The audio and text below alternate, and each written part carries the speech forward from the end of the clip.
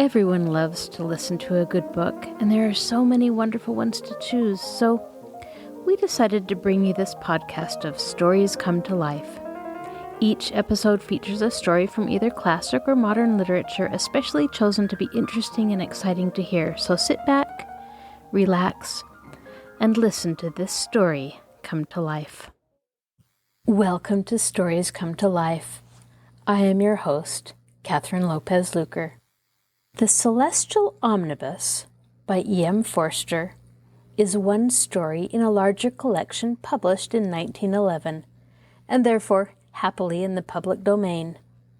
Oh, how I love this short story.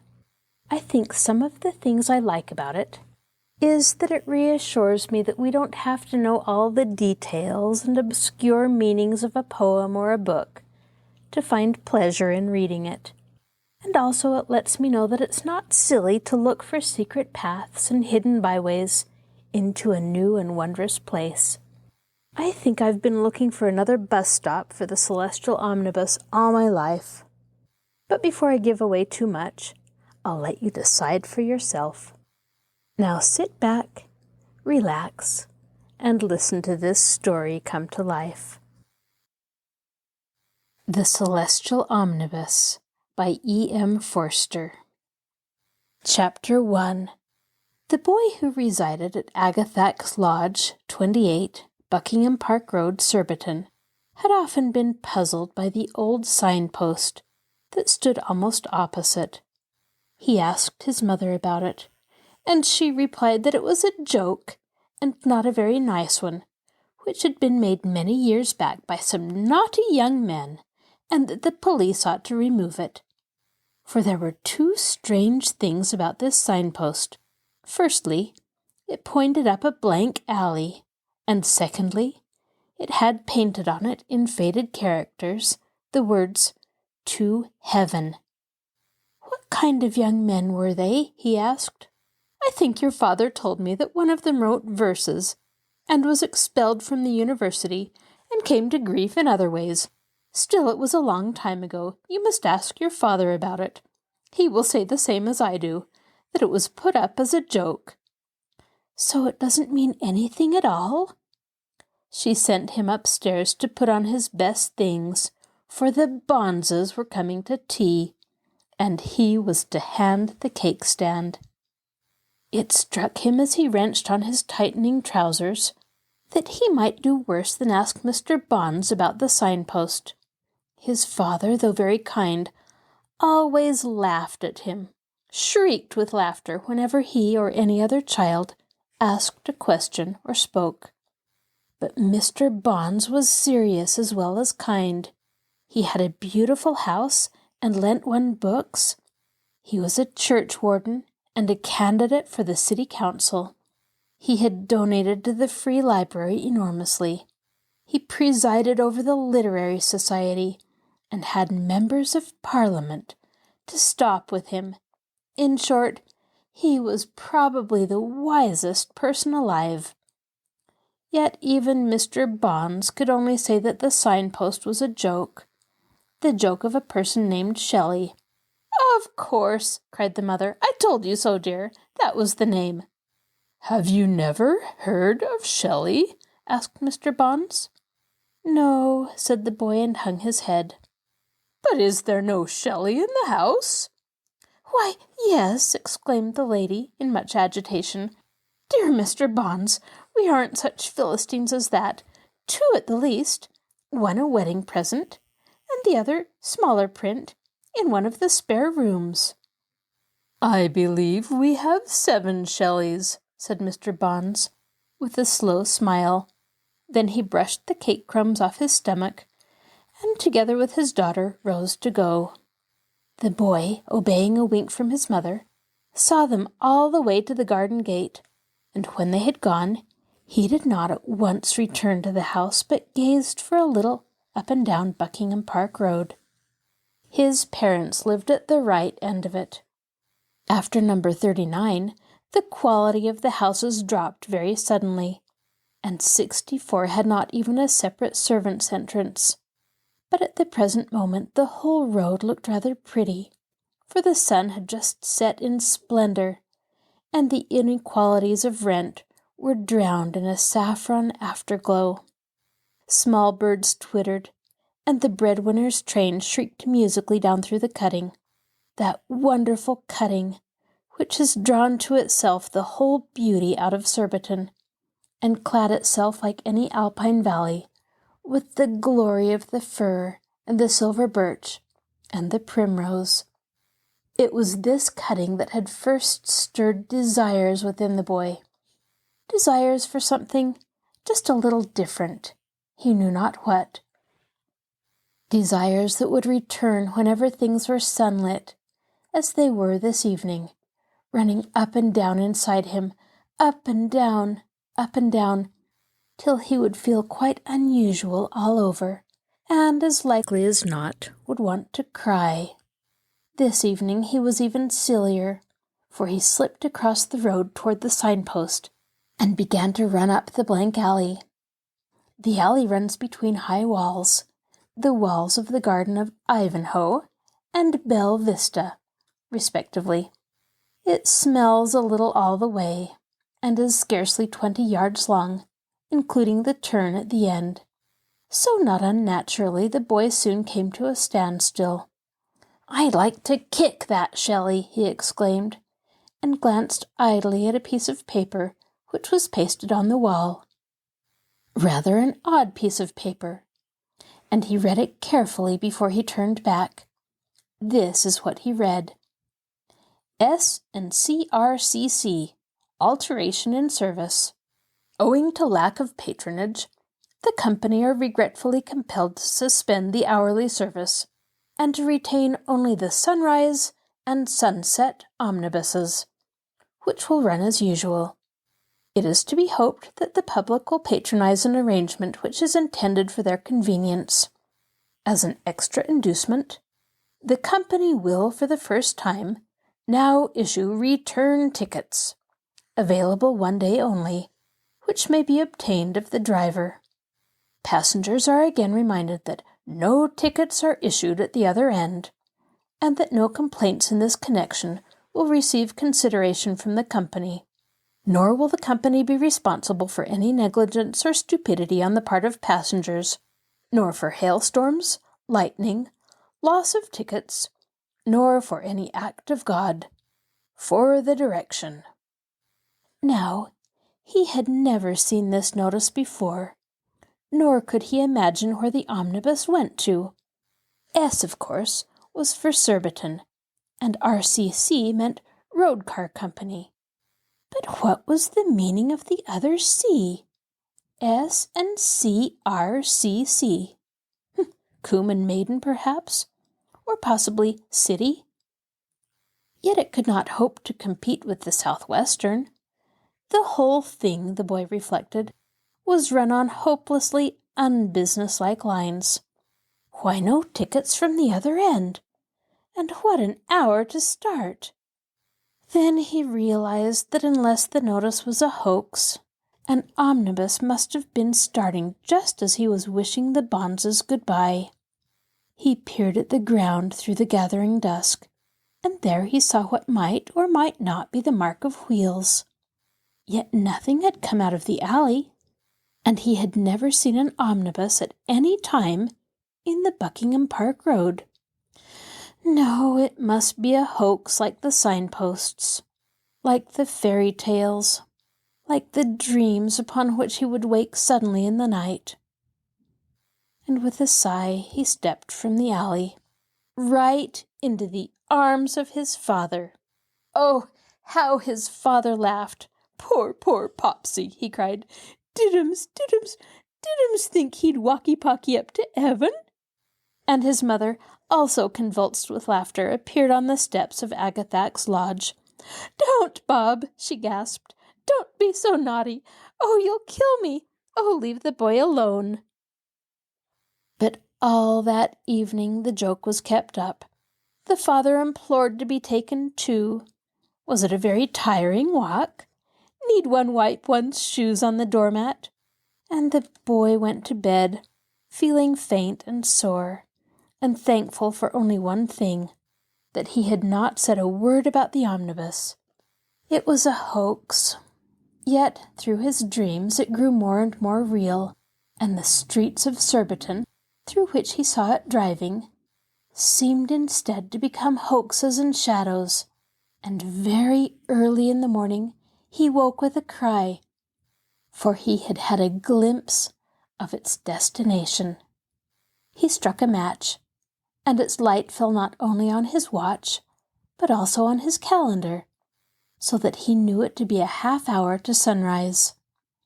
It was pitch dark, for the fog had come down from London in the night, and all Surbiton was wrapped in its embraces. Yet he sprang out and dressed himself, for he was determined to settle once and for all which was real, the omnibus or the streets. I shall be a fool one way or the other, he thought, until I know. Soon he was shivering in the road under the gas lamp that guarded the entrance to the alley. To enter the alley itself required some courage. Not only was it horribly dark, but he now realized that it was an impossible terminus for an omnibus. If it had not been for a policeman, whom he heard approaching through the fog, he would never have made the attempt. The next moment he had made the attempt, and failed. Nothing but a blank alley and a very silly boy gaping at its dirty floor. It was a hoax. I'll tell Papa and Mamma, he decided. I deserve it. I deserve that they should know. I'm too silly to be alive. And he went back to the gate of Agathak's lodge. Then he remembered that his watch was fast. The sun was not yet risen. It would not rise for 2 minutes. Give the bus every chance, he thought cynically, and returned to the alley. But the omnibus was there.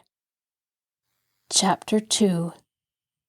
It had 2 horses, whose sides were still smoking from their journey, and its 2 great lamps shone through the fog against the alley's walls, changing their cobwebs and moss into tissues of fairyland.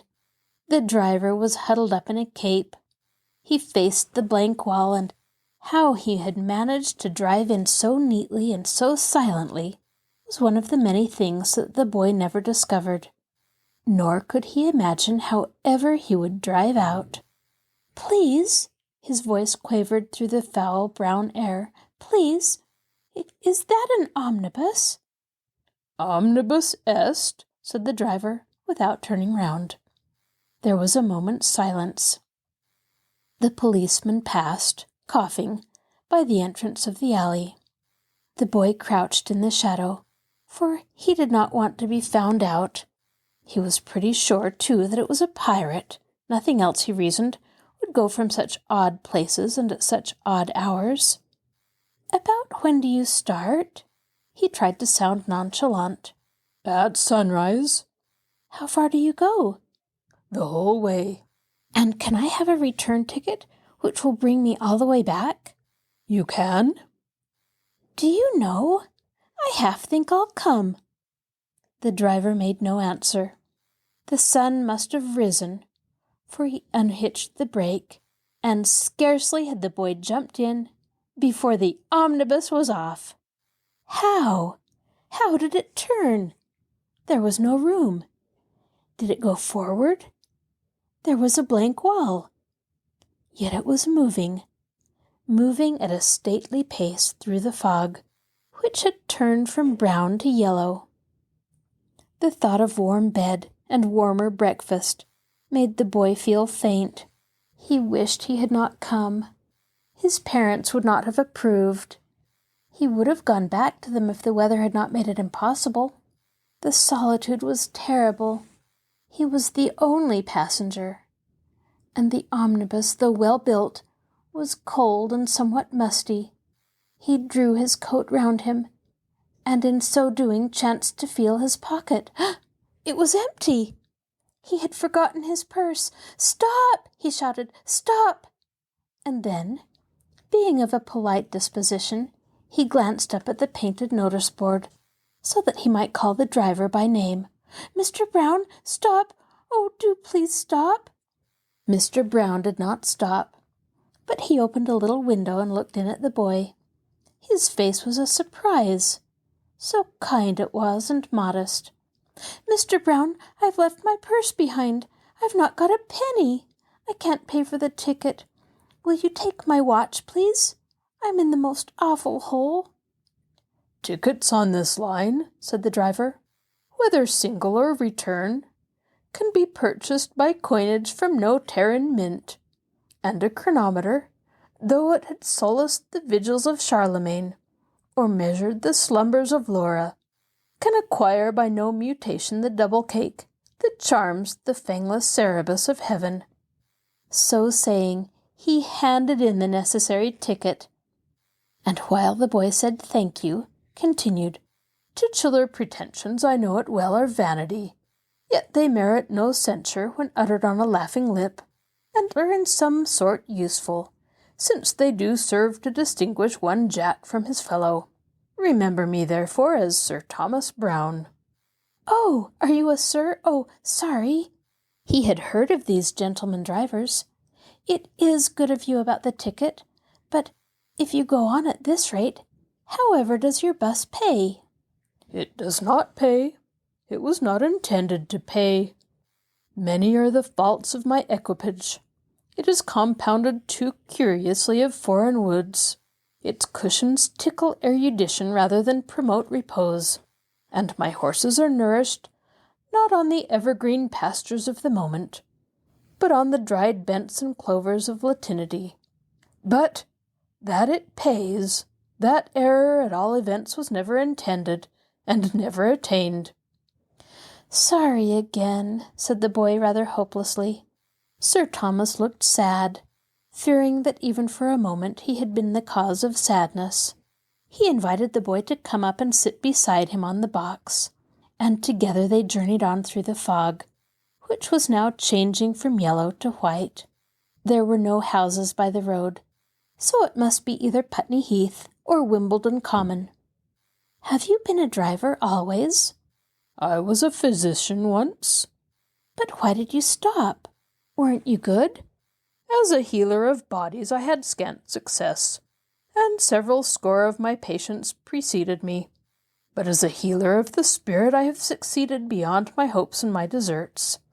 For though my draughts were not better nor subtler than those of other men, yet by reason of the cunning goblets wherein I offered them, the queasy soul was ofttimes tempted to sip and be refreshed." "The queasy soul," he murmured. "If the sun sets with trees in front of it, and you suddenly come strange all over, is that a queasy soul?" "Have you felt that?" "Why, yes." After a pause he told the boy a very little about the journey's end. But they did not chatter much, for the boy, when he liked a person, would as soon sit silent in his company as speak. And this, he discovered, was also the mind of Sir Thomas Brown, and that of many others with whom he was to become acquainted. He heard, however, about the young man Shelley, who was now quite a famous person, with a carriage of his own, and about some of the other drivers who were in the service of the company. Meanwhile the light grew stronger, though the fog did not disperse. It was now more like a mist than a fog, and at times would travel quickly across them, as if it were part of a cloud. They had been ascending, too, in a most puzzling way. For over 2 hours the horses had been pulling against the collar, and even if it were Richmond Hill, they ought to have been at the top long ago. Perhaps it was Epsom, or even the North Downs. Yet the air seemed keener than that which blows on either, and as to the name of their destination, Sir Thomas Brown was silent. "Crash!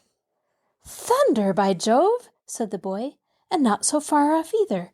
Listen to the echoes. It's more like mountains." He thought, not very vividly, of his father and mother.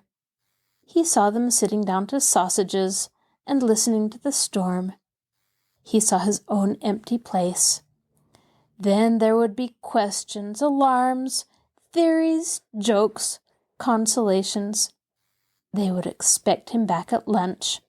To lunch he would not come, nor to tea, but he would be in for dinner, and so his day's truancy would be over. If he had had his purse, he would have bought them presents. Not that he should have known what to get them.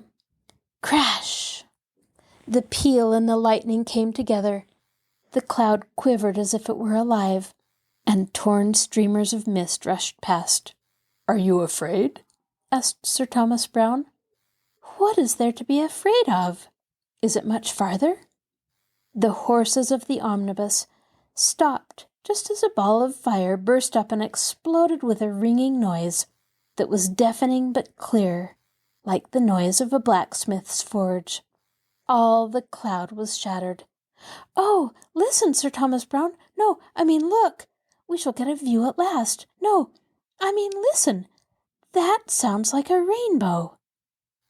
The noise had died into the faintest murmur, beneath which another murmur grew, spreading stealthily, steadily, in a curve that widened but did not vary. And in widening curves, a rainbow was spreading from the horses' feet into the dissolving mists. "But how beautiful!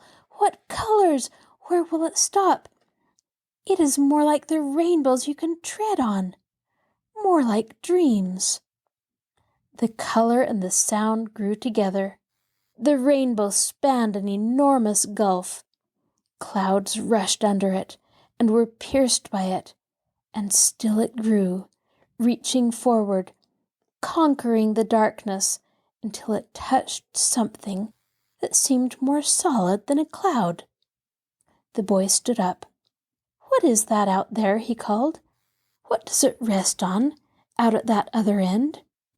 In the morning sunshine, a precipice shone forth beyond the gulf. A precipice, or was it a castle? The horses moved. They set their feet upon the rainbow. "Oh, look!" the boy shouted. "Oh, listen! Those caves, or are they gateways? Oh, look between those cliffs at those ledges. I see people. I see trees." "Look also below," whispered Sir Thomas. "Neglect not the diviner, Acheron." The boy looked down below, past the flames of the rainbow that licked against their wheels. The gulf also had cleared, and in its depths there flowed an everlasting river. One sunbeam entered and struck a green pool, and as they passed over he saw 3 maidens rise to the surface of the pool, singing and playing with something that glistened like a ring. "You, down in the water!" he called. They answered, "You, up on the bridge!" There was a burst of music. "You, up on the bridge, good luck to you! Truth in the depth, truth on the height." "You, down in the water, what are you doing?" Sir Thomas Browne replied, "They sport in the mancipiary possession of their gold." And the omnibus arrived. Chapter 3.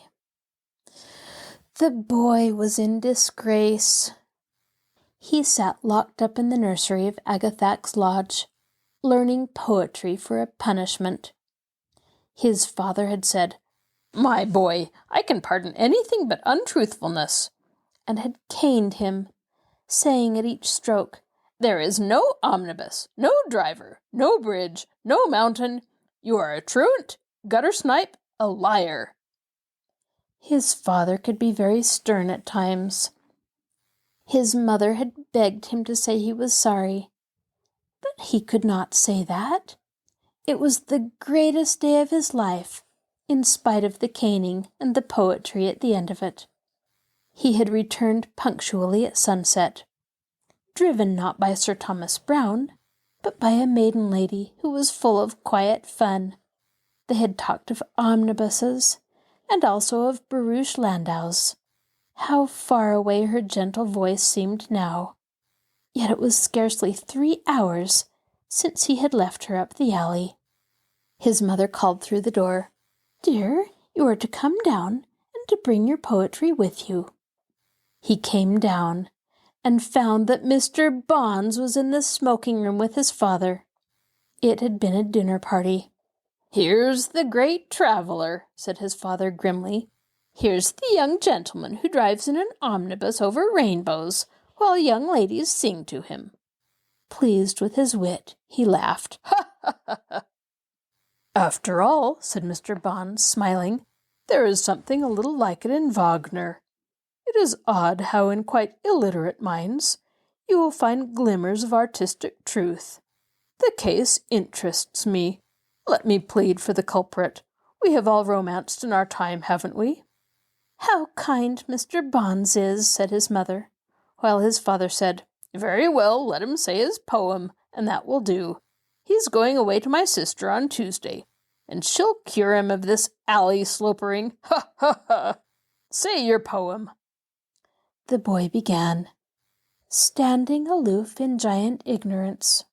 His father laughed again, roared, "One for you, son! Standing aloof in giant ignorance. I never knew these poets talked sense. Just describes you. Here, Bonds, you go in for poetry. Put him through it, will you, while I fetch up the whiskey?" "Yes, give me the Keats," said Mr. Bonds. "Let him say his Keats to me." So for a few moments the wise man and the ignorant boy were left alone in the smoking room. "Standing aloof in giant ignorance, of thee I dream, and of the Cyclades, as one who sits ashore and longs perchance to visit—" "Quite right. To visit what?" To visit dolphin coral in deep seas," said the boy, and burst into tears. Come, why do you cry?" Because all these words that only rhymed before, now that I've come back, they're me." Mr. Bonds laid the Keats down. The case was more interesting than he had expected. "You?" he exclaimed. "This sonnet? You?" Yes, and look further on. On the shores of darkness there is light, and precipices show untrodden green. It is so, sir. All these things are true." "I never doubted it," said Mr. Bonds, with closed eyes. Then you believe me? You believe in the omnibus and the driver and the storm and the return ticket I got for nothing and—" "No more of your yarns, my boy. I meant that I never doubted the essential truth of poetry.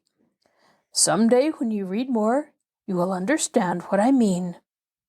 "But, Mr. Bonds, it is so. There is light upon the shores of darkness. I've seen it coming. Light and a wind." "Nonsense," said Mr. Bonds. "If I had stopped, they tempted me. They told me to give up my ticket, for you cannot come back if you lose your ticket. They called from the river for it, and indeed I was tempted, for I have never been so happy as among those precipices. But I thought of my mother and father, and that I must fetch them. Yet they will not come, though the road starts opposite our house. It has all happened as the people up there warned me. And Mr. Bonds has disbelieved me like everyone else. I've been caned. I shall never see that mountain again."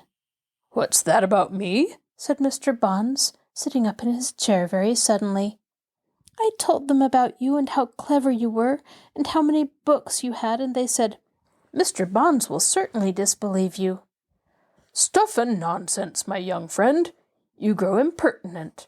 I will settle the matter. Not a word to your father. I will cure you.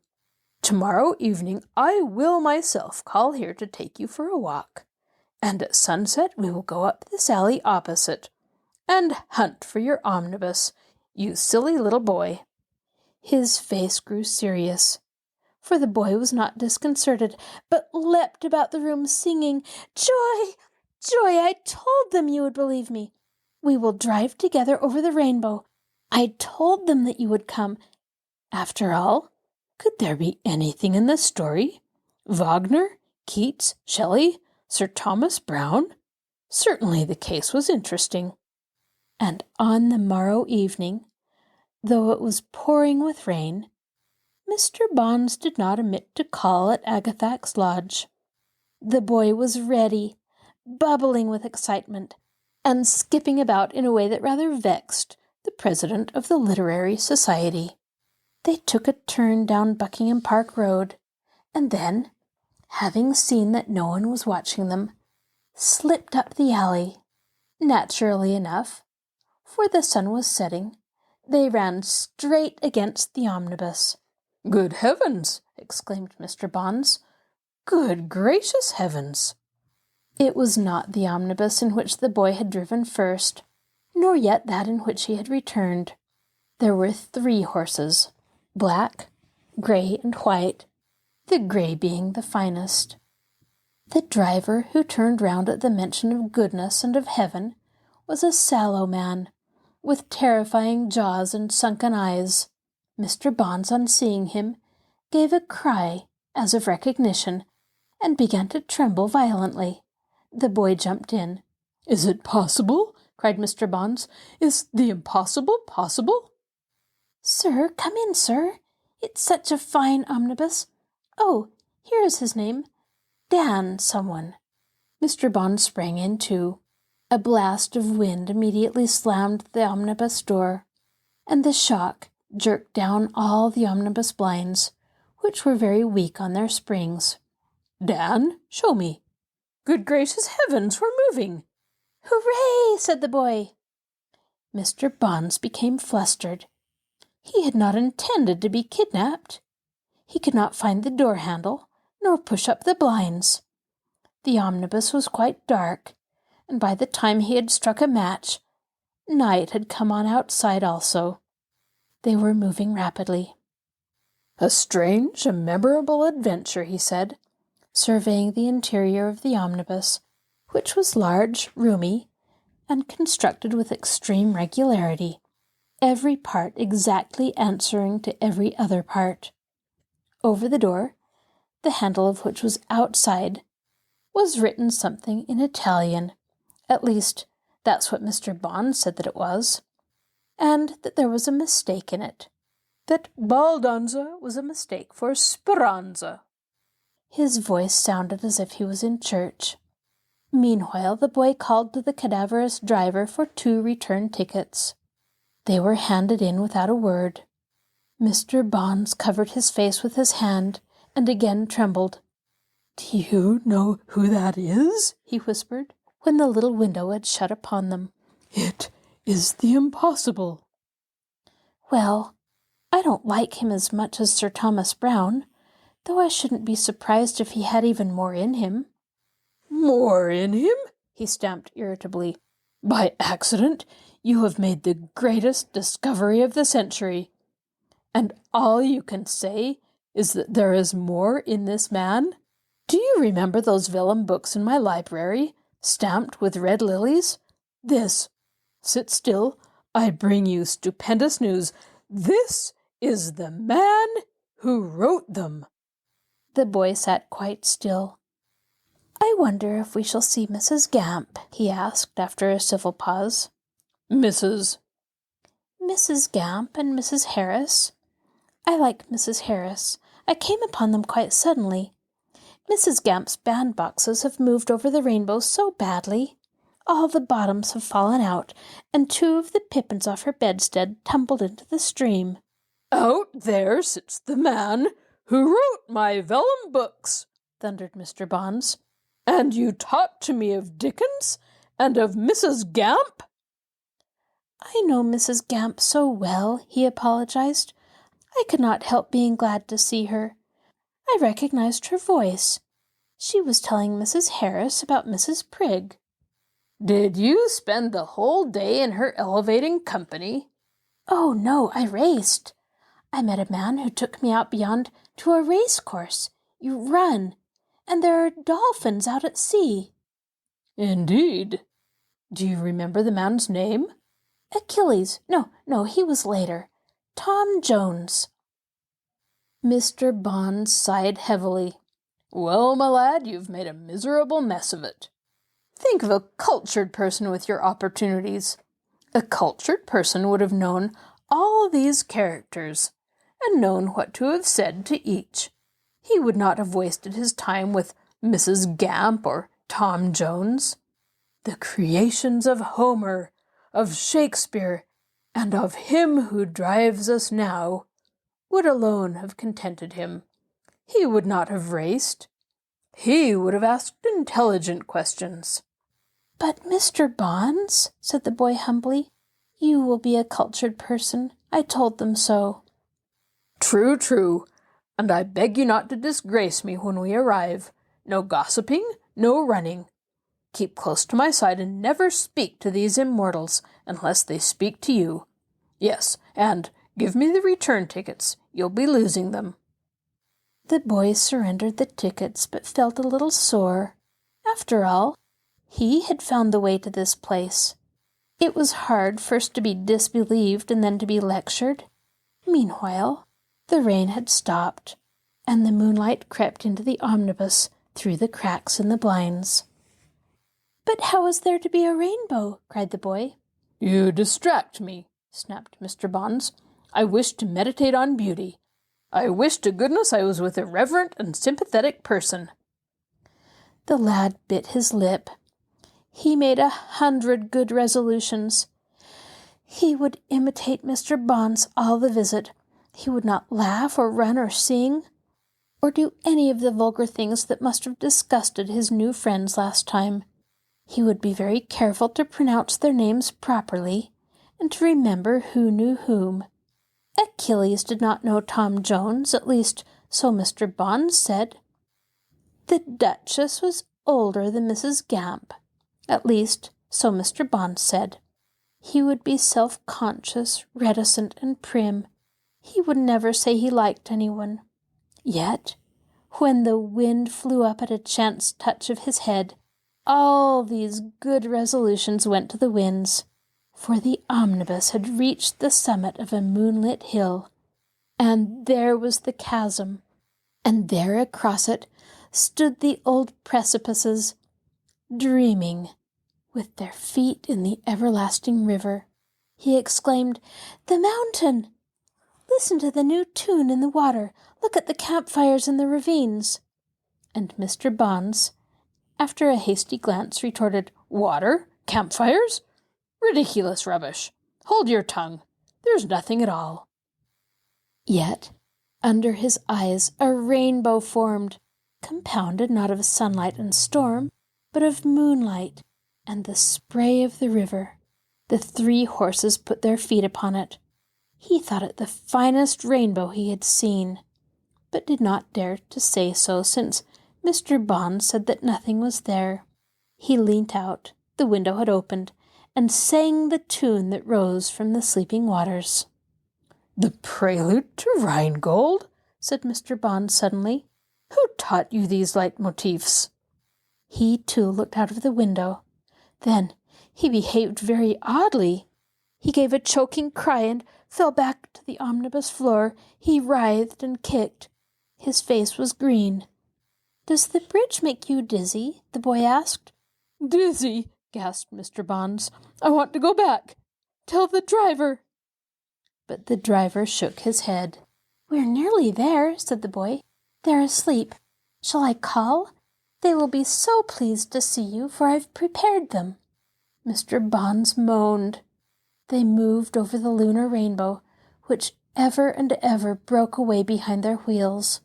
How still the night was! Who would be sentry at the gate? "I am coming!" he shouted, again forgetting the 100 resolutions. "I am returning! I, the boy!"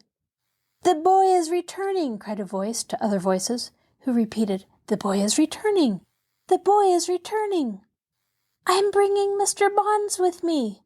Silence. "I should have said, Mr. Bonds is bringing me with him." Profound silence. "Who stands sentry?" Achilles. And on the rocky causeway, close to the springing of the Rainbow Bridge, he saw a young man who carried a wonderful shield. "Mr. Bonds, it is Achilles, armed." "I want to go back," said Mr. Bonds. The last fragment of the rainbow melted. The wheels sang upon the living rock. The door of the omnibus burst open. Out leapt the boy he could not resist, and sprang to meet the warrior, who, stooping suddenly, caught him on his shield. "Achilles," he cried, "let me get down, for I am ignorant and vulgar, and I must wait for that Mr. Bonds of whom I told you yesterday." But Achilles raised him aloft. He crouched on the wonderful shield, on heroes and burning cities, on vineyards graven in gold, on every dear passion, every joy, on the entire image of the mountain that he had discovered, encircled like it with an everlasting stream. "No, no," he protested, "I am not worthy. It's Mr. Bonds who must be up here." But Mr. Bonds was whimpering, and Achilles trumpeted and cried, "Stand upright upon my shield." "Sir, I did not mean to stand. Something made me stand. Sir, why do you delay? Here is only the great Achilles whom you knew." Mr. Bonds screamed, "I see no one! I see nothing! I want to go back!" Then he cried to the driver, "Save me! Let me stop in your chariot! I have honored you! I have quoted you! I have bound you in vellum! Take me back to my world!" The driver replied, "I am the means and not the end. I am the food and not the life. Stand by yourself as that boy has stood. I cannot save you, for poetry is a spirit, and they that worship it must worship it in spirit and in truth." Mr. Bonds, he could not resist, crawled out of the beautiful omnibus. His face appeared, gaping horribly. His hands followed, one gripping the step, the other beating the air. Now his shoulders emerged, his chest, his stomach. With a shriek of, "I see London!" he fell against the hard, moonlit rock, fell into it as if it were water, fell through it, vanished, and was seen by the boy no more. "Where have you fallen to, Mr. Bonds? Here's a procession arriving to honor you with music and torches. Here come the men and women whose names you know. The mountain is awake, the river is awake. Over the racecourse, the sea is awaking those dolphins, and it is all for you. They want you." There was the touch of fresh leaves on his forehead. Someone had crowned him. Epilogue. From the Kingston Gazette, Surbiton Times, and Payne's Park Observer. The body of Mr. Septimus Bonds has been found in a shockingly mutilated condition in the vicinity of the gasworks. The deceased's pockets contained a sovereign purse, a silver cigar case, a bijou pronouncing dictionary, and a couple of omnibus tickets. The unfortunate gentleman had apparently been hurled from a considerable height. Foul play is suspected, and a thorough investigation is pending by the authorities. The End. This is your host, Kathryn Lopez Luker. Thank you for joining us for this episode of Stories Come to Life. Be sure to join us next time when we begin a new book. You can find a link to our podcast on the Marshall Public Library webpage, www.marshallpl.org. I'll talk to you again soon.